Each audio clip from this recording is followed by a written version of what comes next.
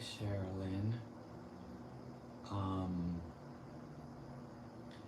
Oh, okay. Well, I thank you. I will, because I don't have a microphone.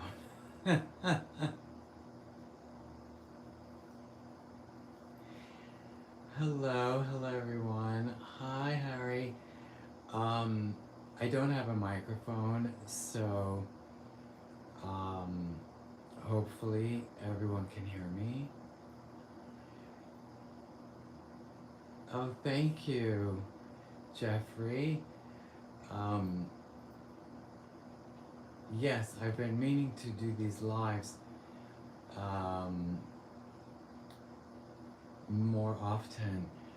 It's just, I'm a Scorpio with Leo rising.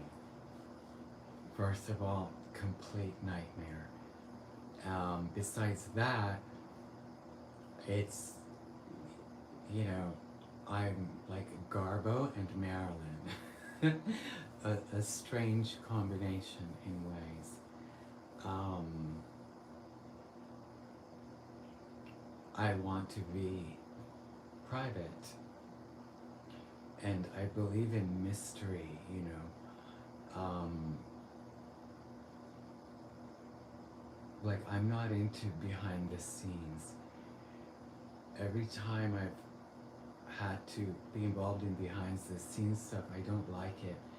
I also never let anyone photograph me, like backstage and things like that, besides the documentary, which I will link in the description if I choose to keep this video. Well, black is my favorite color, but I like to live in red. Oh shit, hold on, I have to put do not disturb. I am not at all prepared, by the way. So bear with me. I'm on my bed. You're in my bedroom. You're in bed with me.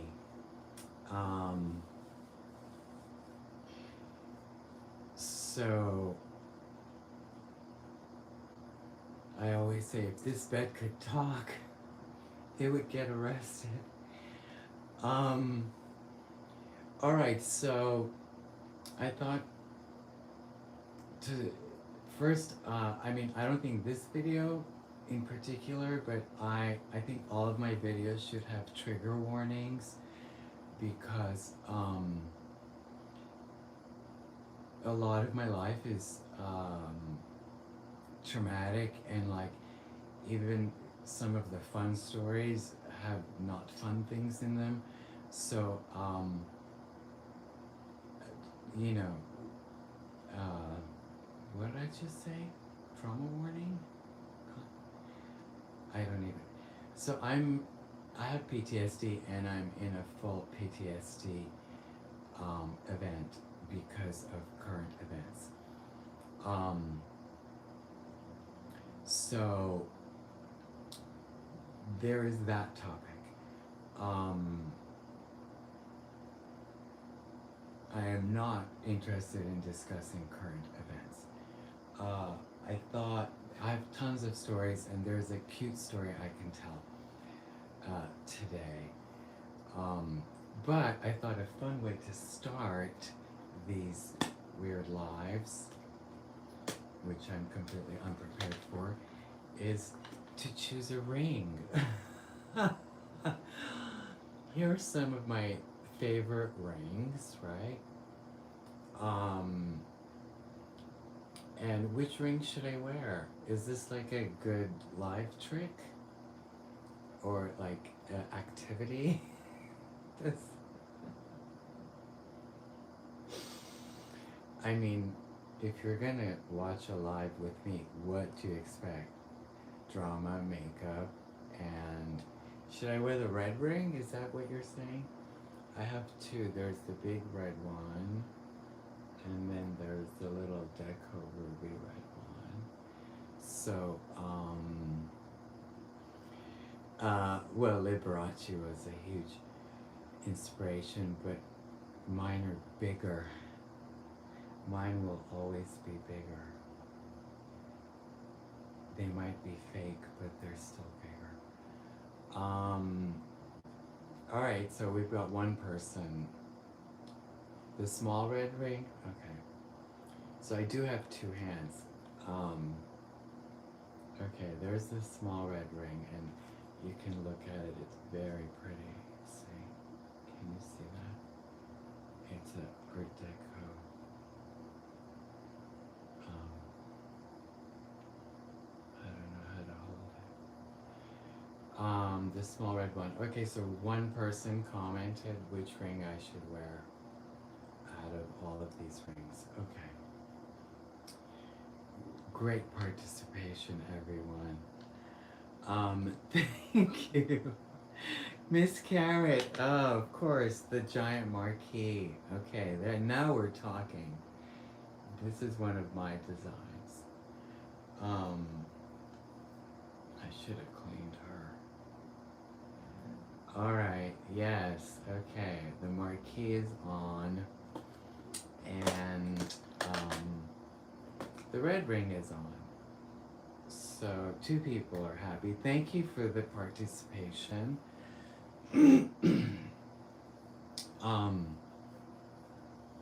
It says there's 7 people here, but that thing is always wrong, because when I get off the lives, it's like all these people are there.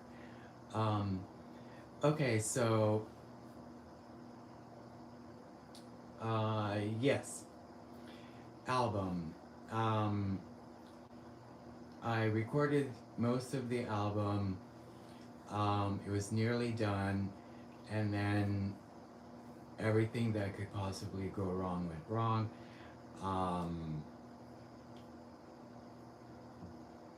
Bottom line, the whole thing was lost. There was a crash, it wasn't backed up, I didn't know it wasn't backed up, and it's all gone. So I have re-recorded all of my parts again myself. Some of them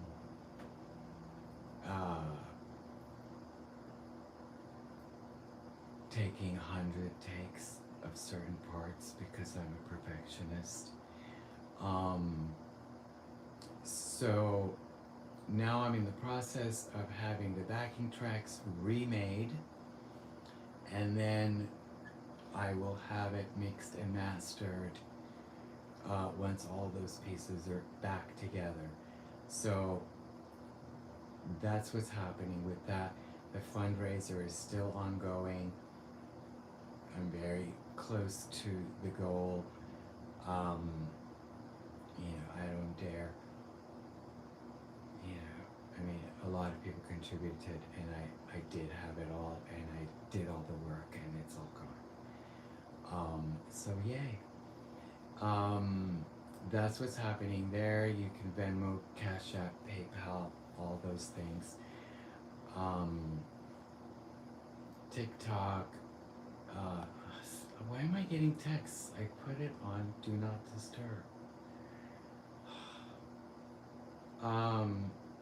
Okay, so I have a funny story.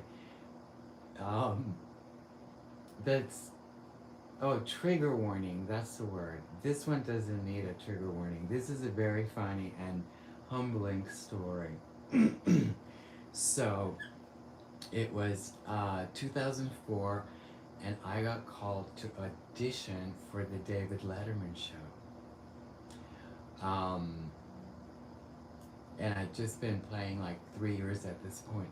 So I was very excited, and the audition was at the Ed Sullivan Theater, which is where the show is filmed. So just being on the stage of the Ed Sullivan Theater, the thought of that was so exciting because everyone ever was on that stage. So this is 2004, what's that, 21 years ago, so I was much younger and very pretty, and it was like 9 a.m. and I showed up done, and I found the pictures. They're on my laptop. I mean, I didn't prepare for this live at all, but here is me at the green room for the David Letterman show. Look how pretty. Face was snatched. I was like this. And so that's me feeling it. I was feeling it. I looked so good. And you know, I was positive I was going to get the gig. And here is me on the Ed Sullivan Theater stage. And the stage itself is black lacquer. So it's very glamorous. And the energy of that stage was amazing because, I mean, everybody and their mother performed on the Ed Sullivan show. Hello.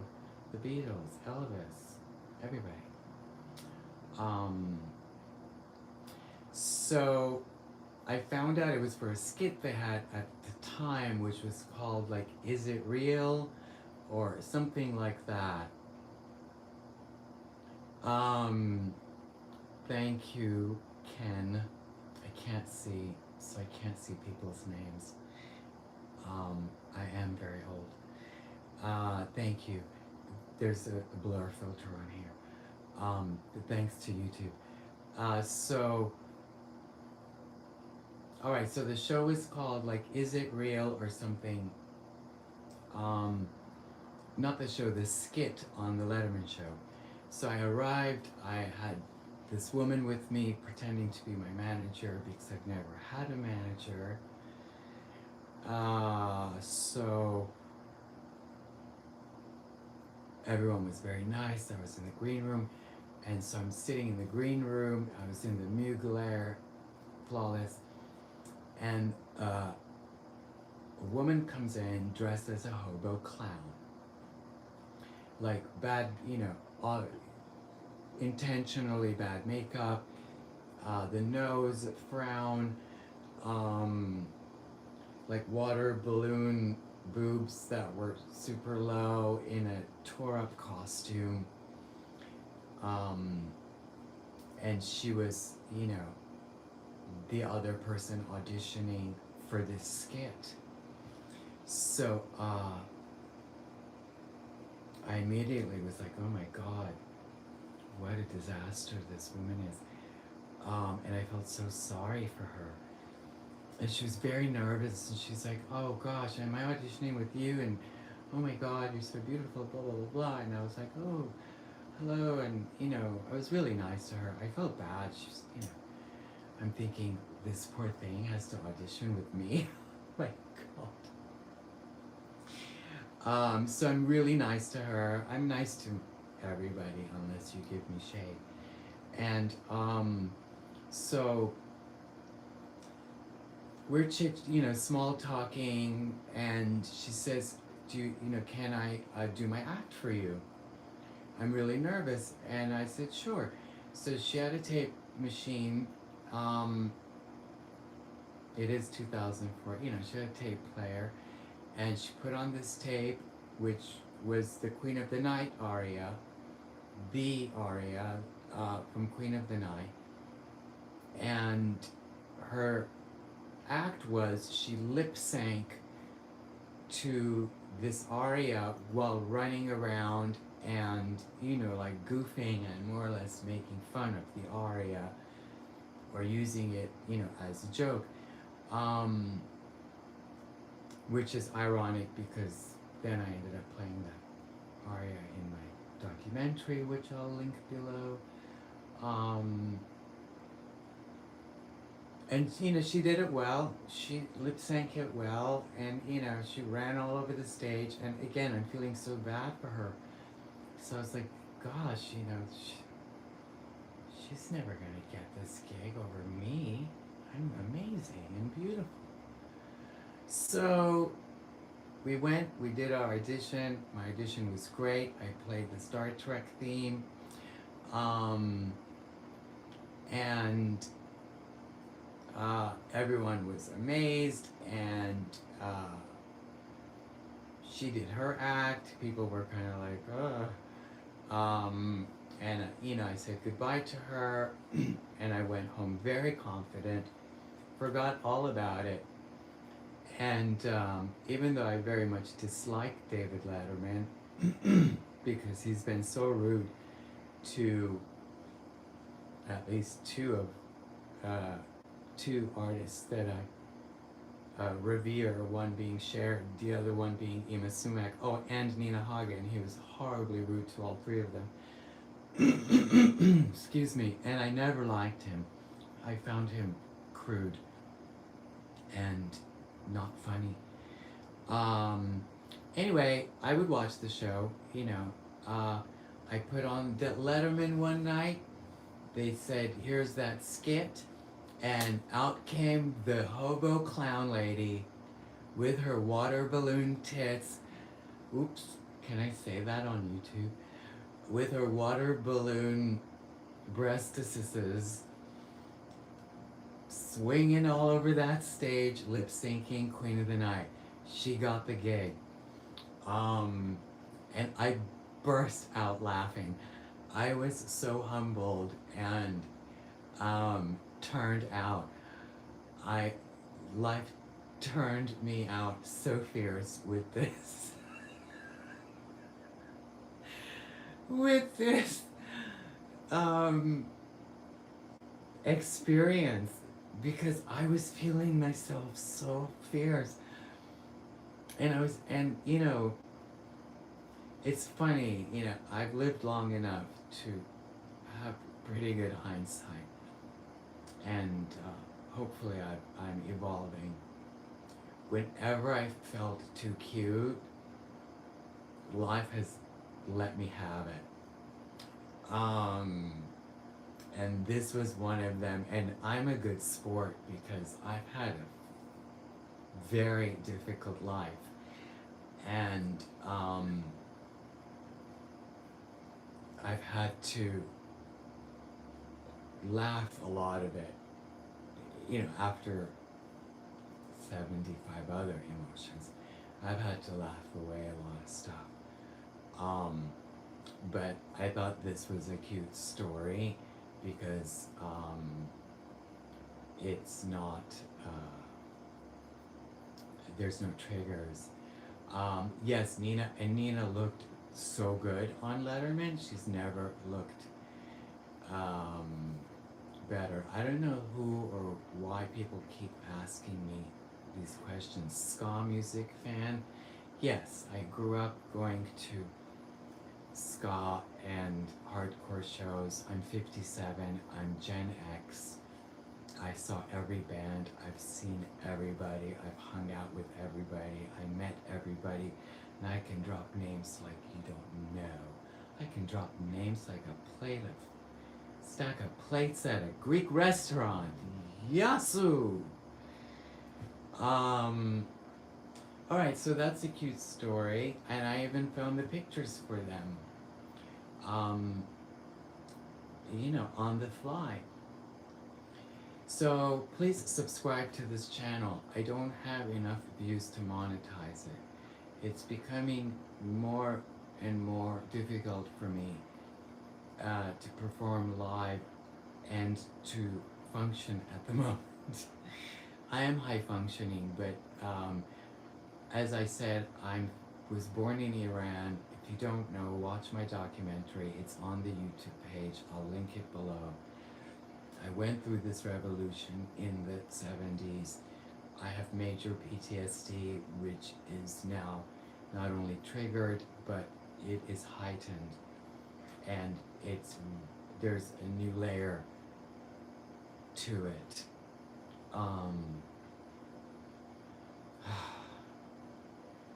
So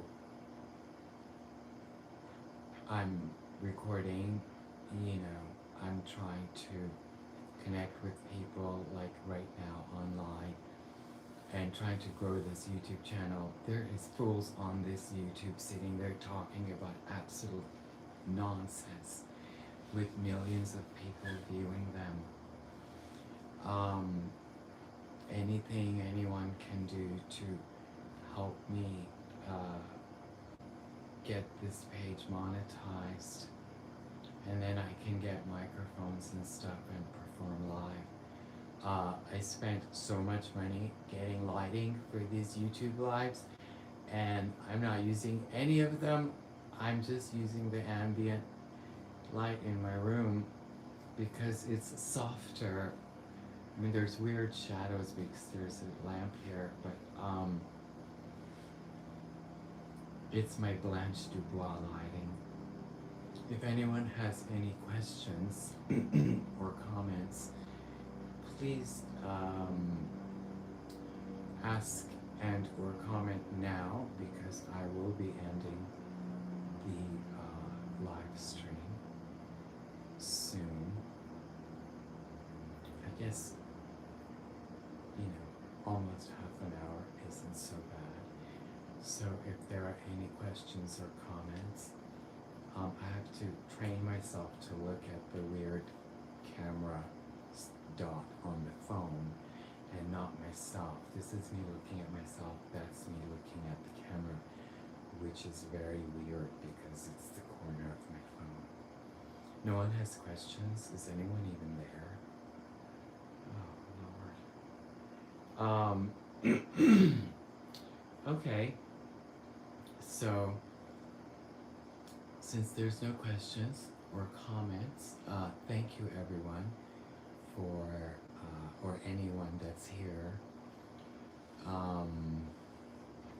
Oh, thank you. You're in Australia. I went to Australia. I love it there. Everyone's so nice in Australia. My documentary won 2 awards in Byron Bay. That's where I was. It was so gorgeous there. If anyone from Australia would like to marry me so I can move there, please message me on Instagram. No, I'm not playing Untermeyer this year. They did not ask me to play. Hi Chicago, thank you so much. Oh, Rowville, I know who you are. You are the sweet Ima Sumac Miracles fan. Yeah, Byron Bay was heaven, and everyone was so nice. I was like, did I die? Am I deceased? Why is everyone so nice to me? I'm generally not doing public performances.